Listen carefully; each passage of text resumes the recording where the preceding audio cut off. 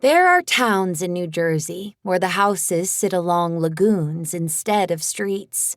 The lagoons feed into the bay, which feeds into the Atlantic Ocean, which is why the lagoons are filled with fish and crabs, and sometimes, if you're lucky, turtles.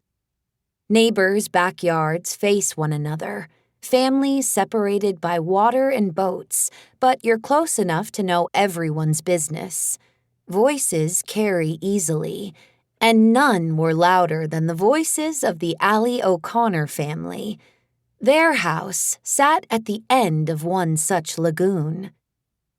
Inside that house, instead of listening to the squawks of seagulls fighting over the crabs they'd pulled out of the bay, instead of listening to the fabric of the flags on the neighbors' flagpoles flapping in the salted breeze, instead of listening to the lapping of the water against the docks, all Samantha Ali-O'Connor could hear was the whoosh of her sister's white noise machine. Marina couldn't sleep without it, and since Sam shared a bedroom with both her and Harbor, that white noise was what they all fell asleep listening to. It sounded like an extra loud fan, and Sam didn't mind it most nights.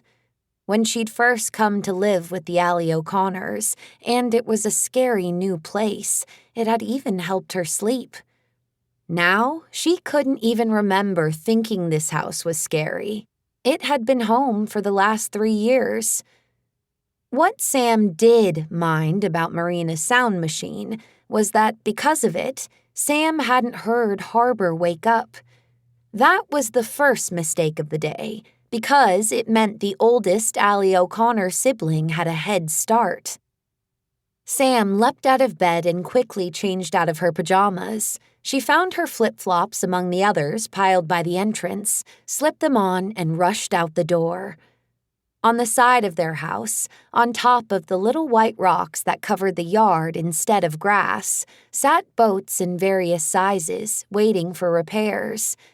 That was what Mom did. She fixed boats, and she drove them too. She ran a business, O'Connor Charter and Repairs, right from their house, and Mama helped keep the books over the summer, since she had off from teaching. Sam spotted Mom and Harbor lying on their backs underneath a 45-foot chaparral, which probably cost more money than their house.